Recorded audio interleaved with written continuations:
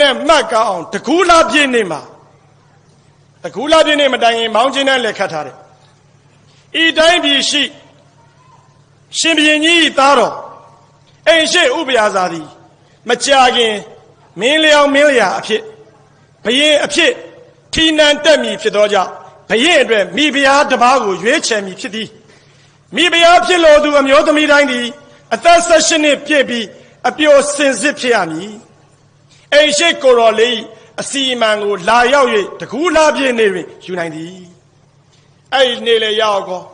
ဒီတိုင်းပြည်အပြင်ကျန်တဲ့9ပြည်တော်ကမိန်းမတွေပေါ့မိန်းမတော်များများလဲဘယင်ကြော်ဖြစ်ချင်တာဟုတ်ဗျဝေကောင်းစလာတွေဝေကောင်းစလာတွေဝေပြီးတော့ကိုတော်လေးရှေကိုသွားတဲ့ကကိုတော်လေးကဟိုးအဝေးမှာရှိတဲ့ပန်းအိုးလှလှလေးကိုယူဟောဒီရှေ့မှာရှိတဲ့မြေစီလာကိုမြေစီကိုထက်မြေစီနှုံးမြေပေါ့ဗျာမြေစီထက်ဟိုးခလန်းလန်းမှာရှိတဲ့ပန်းမျိုးစေ့ကိုယူလက်နဲ့နိုင်တဲ့လောက်ယူပန်းကိုစိုက်ခဲ့တရင်ကျွတ်လာပြင်းနေကြရင်တော့ပွင့်နဲ့ပန်းနဲ့အတူတူဒီကိုပြန်လာရမယ်အချိန်ဘယ်လောက်ပေးတော့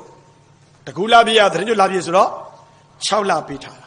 မိမတွေလေးပန်းလေးကိုယူမြေစီကိုထက်မျိုးစေ့ကိုထက်အိမ်ပြန်သွားပြီးပန်းပြိုးကြသူတို့ကိုတော်လေးကပန်းစိုက်တာဝါသနာပါတော့လေ့လာပြီးသားဒီကိုတော်လေးဘယ်ပန်းကြိုက်တယ်ဆိုတာ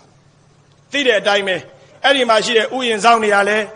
ဟုတ်ပြီလားဒီဘယင်လေးဒီကိုတော်လေးဘာကြိုက်တယ်ဆိုတာကို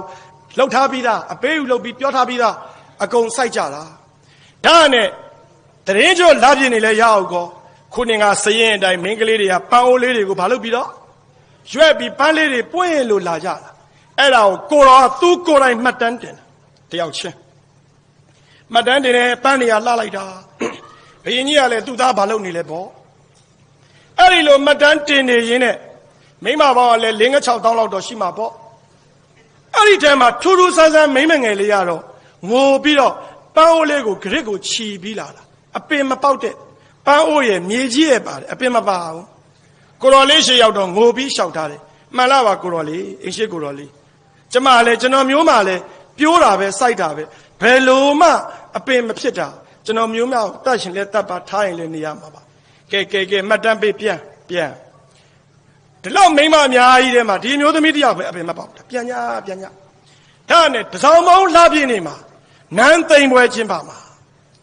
ဘယင်ကြော်လဲတခါတည်းရွေးချယ်မယ်တင်မြောက်မယ်နန်းသိမ့်မှာမိမတွေအားလုံးရင်ခုန်တာပေါ့သူများဖြစ်မလားငါများဖြစ်မလားဝေကောင်းစလာတွေနဲ့ပေါ့အဲ့ဒီအချိန်မှာရင်ထိတ်နဲ့မျောနေရင်းနဲ့တဝန်လွာထွက်လာဘသူ့ကိုရွေးချယ်လိုက်လဲဆိုတော့ပန်းအပင်ပြိုးတာအပင်လုံးဝမပေါက်တဲ့မိန်းမကိုရွေးလိုက်တာဘာလို့ရွေးတာလဲမိန်းမတွေကမကျင်တတ်ဘူးဒီဘယင်ယူနေပြီငါတို့လိုပန်းလာပွင့်တာကြတော့ तू မရွေးဘူးအပင်တောင်မပေါက်တဲ့အမြုံမှရွေးရသလားဘယင်ကသိတယ်ဘယင်ကဒီလိုအတင်းပြောမှန်းသိတော့အဲ့ဒီနေ့မှာပဲဒီဘက်ကလို့ဆိုသတင်းစာရှင်းလင်းပွဲပေါ့ပရိသတ်ရှင်မှာစကားတစ်ခွန်းပဲပြောတယ်အားလုံးမှတ်ထားကြဒီတိုင်းပြည်မှာငါဘယင်ဖြစ်တဲ့အချိန်ငါတဲ့အရေးကြီးတာငါယူမယ်မိန်းမပဲနင်တို့လိုသစ္စာမရှိတဲ့မိန်းမတွေငါရွေးလို့မဖြစ်ဘူးနင်တို့မသိအောင်ငါစီမံထားတာရှိတယ်နင်တို့ယူသွားတဲ့မျိုးစေ့တွေအားလုံးကိုရင်တွင်းစူထဲမှာ9 နာရီလောက်ပြုတ်ထားပြီးသားအပင်ပေါက်เสียအကြောင်းမရှိဘူးအပင်ပေါက်တဲ့မိန်းမတွေကသစ္စာမရှိတဲ့မိန်းမတွေ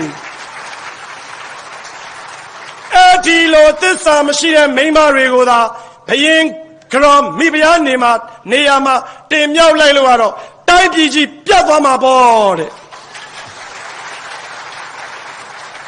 ဒီအမျိုးသမီးကတော့သစ္စာရှိတယ်ဒီလိုအမျိုးသမီးသာဘယင်ကြော်ဖြစ်ထိုက်